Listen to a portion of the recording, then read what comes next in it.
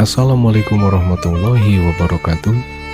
Sahabatku yang selalu sehat dan bahagia, terima kasih telah mengunjungi channel kami. Untuk sahabat yang belum subscribe, silakan tekan tombolnya berikut dengan notifikasinya agar bisa mengikuti serial kisah Abu Nawas dan kita bisa berbalas komentar dalam setiap video yang kami unggah.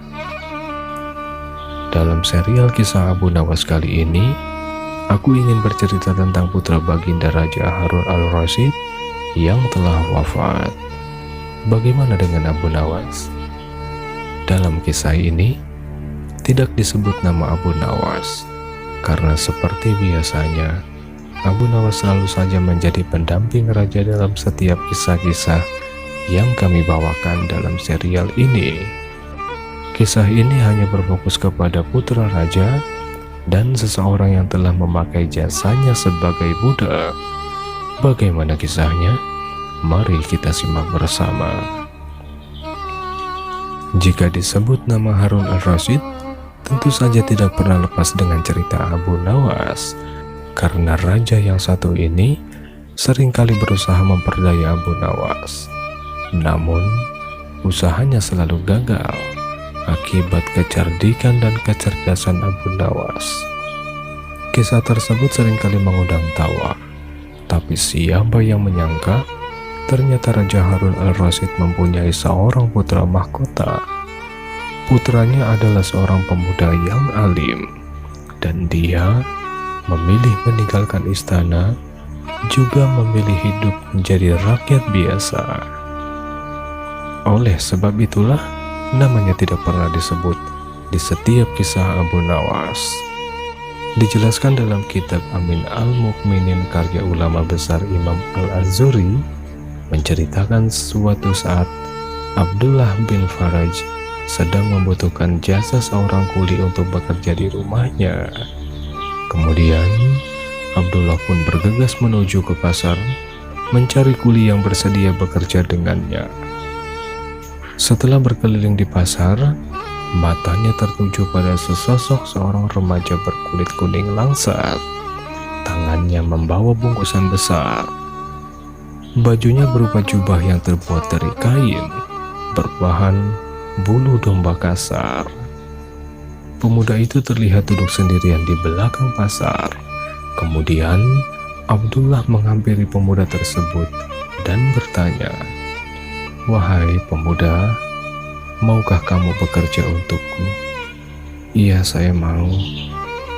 "Berapa upah yang kamu inginkan?" "7." "Baiklah, saya setuju. Tapi ada syaratnya, Tuan." "Apa syaratnya?" "Syaratnya jika datang waktu zuhur dan asar, izinkan saya berhenti sebentar untuk menunaikan sholat." Keduanya pun sepakat. Kemudian pemuda itu diajak ke rumah Abdullah bin Faraj. Setibanya di rumah Abdullah, pemuda itu diperintahkan untuk memindahkan barang-barang dari satu tempat ke tempat yang lain. Ia bekerja penuh dengan semangat tanpa ada sepatah kata pun yang terucap. Saat tiba waktu zuhur, pemuda itu langsung menghentikan pekerjaannya. "Wahai Tuan, waktu zuhur sudah tiba. Saya akan berhenti sebentar untuk menunaikan sholat." "Iya, silakan." Setelah selesai sholat zuhur, pemuda itu kembali meneruskan pekerjaannya. Seperti biasa, ia bekerja dengan semangat tanpa ada kata yang terucap. Setelah tiba waktu asar, si pemuda kembali meminta izin untuk sholat asar. Ia pun bergegas menunaikan sholat asar dan kembali bekerja hingga menjelang maghrib. Setelah mendapatkan upah, pemuda itu pun langsung pamit pulang. Beberapa hari kemudian, Abdullah bin Faraj membutuhkan tenaga kuli lagi. Sang istri menyarankan untuk memakai jasa tenaga pemuda yang kemarin, sebab kerjaannya rapih, giat, serta tidak banyak bicara. Pagi harinya Abdullah bin Faraj menuju ke pasar. Setibanya di pasar, Abdullah tidak menemukan pemuda yang dicarinya. Lantas ia bertanya kepada orang-orang yang ada di pasar. Salah satu dari mereka menjawab, "Pemuda yang kau cari hanya ke pasar setiap hari Sabtu saja, dan ia selalu duduk sendirian di belakang pasar." Abdullah lalu pulang kembali ke pasar pada hari Sabtu. Ternyata benar, Abdullah mendapati si pemuda sedang duduk sendirian di belakang pasar. "Kamu mau bekerja untukku lagi? Anda sudah tahu berapa upahku dan apa syarat-syaratnya, kan?" "Ya, saya sudah tahu." Abdullah pun lalu kembali mengajak si pemuda ke rumahnya. Si pemuda bekerja dengan baik, sebagaimana waktu yang lalu.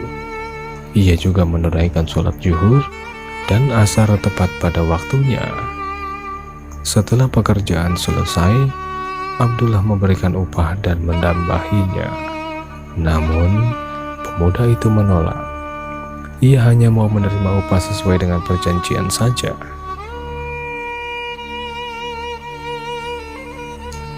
Berulang kali Abdullah membujuk si pemuda agar mau menerima tambahan upahnya.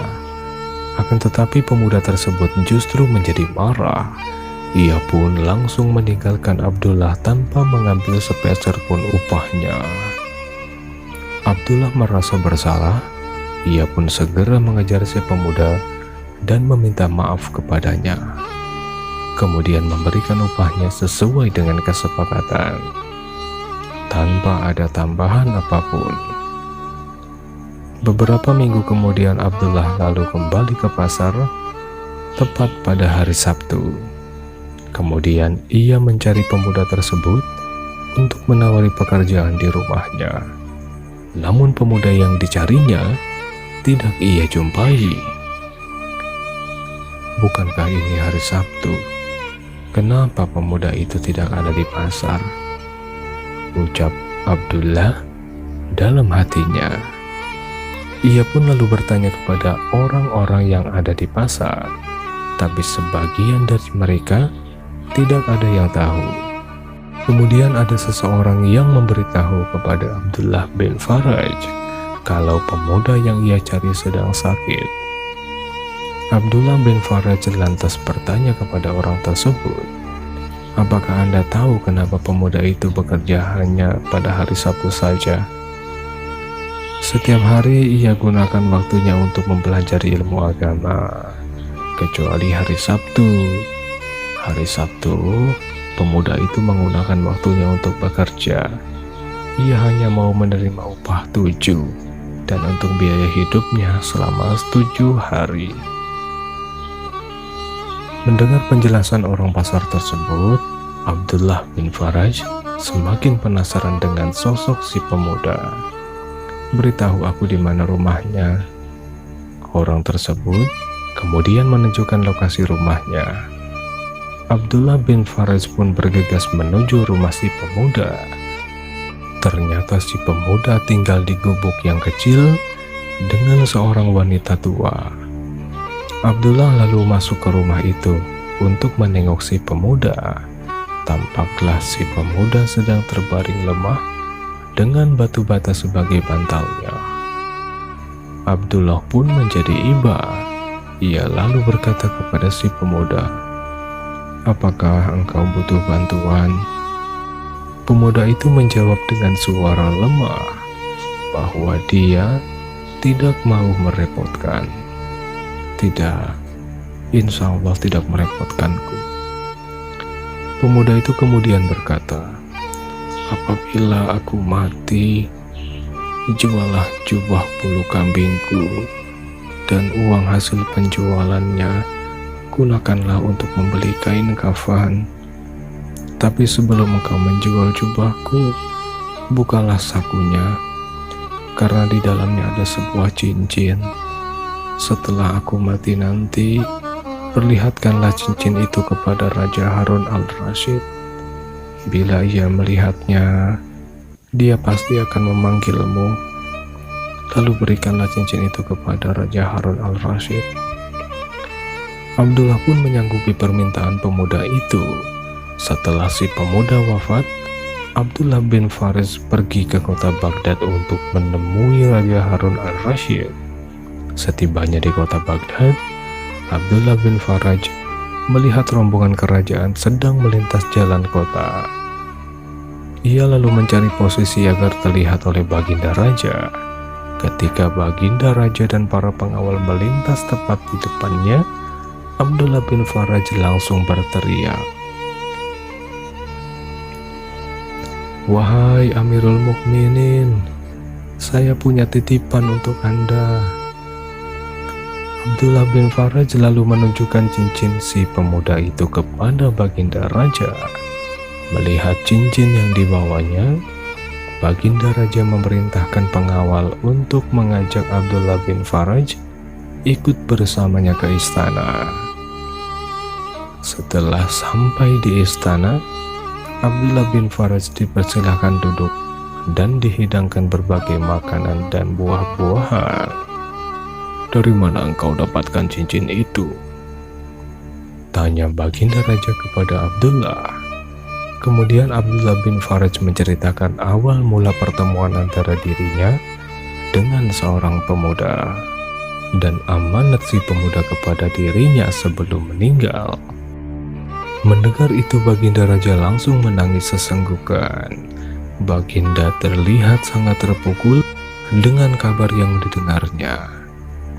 Setelah tangisnya mereda, Abdullah bin Faraj memberanikan diri bertanya kepada Baginda Raja, "Wahai Amirul Mukminin, siapakah gerangan sebenarnya pemuda itu?" "Pemuda yang kau ceritakan itu adalah anakku." "Bagaimana itu bisa terjadi?" "Ia lahir sebelum aku menjadi raja, dan ia tumbuh menjadi anak yang soleh. Ia penghafal Al-Quran dan mempelajari ilmu agama. Namun, ketika aku diangkat menjadi khalifah, ia justru menjauhiku. Ia tidak mau sedikit pun menikmati harta yang aku miliki. Cincin yang kau bawa adalah cincin yang mahal. Ibunya lah yang telah memberikan cincin itu kepadanya. Ibunya berharap suatu saat dapat ia manfaatkan. Ia adalah anak yang sangat berbakti kepada ibunya. Tapi semenjak ibunya wafat, aku tidak pernah lagi mendengar kabarnya, kecuali kabar yang kau sampaikan kepadaku saat ini." Tangis Baginda pun kembali pecah. Air matanya terus menetes, membasahi pipinya. "Baiklah, malam ini juga antarkan aku ke makam anakku," pinta Baginda penuh kesedihan. Abdullah bin Faraj kemudian mengantarkan Baginda Raja ke makam anaknya. Sampai di tempat makam anaknya, Baginda Raja langsung bersimpuh di depan makam anaknya dan menangis terisak sampai pagi. Ketika fajar tiba, Baginda Raja dan Abdullah bin Faraj pergi meninggalkan pemakaman. Di tengah perjalanan, Baginda Raja meminta kepada Abdullah bin Faraj, "Berjanjilah padaku untuk senantiasa menemaniku berziarah ke makam anakku." Abdullah bin Faraj menyanggupi permintaan Baginda Raja. Abdullah bin Faraj tidak menyangka pemuda itu ternyata anak seorang raja yang sangat terkenal. Baginda Raja juga menawari harta yang banyak untuk Abdullah bin Faraj, tapi ia menolaknya. Terima kasih untuk kamu yang sudah menonton sampai selesai dan sudah subscribe channel ini. Semoga menjadi amal jariah di akhirat kelak. Wassalamualaikum warahmatullahi wabarakatuh.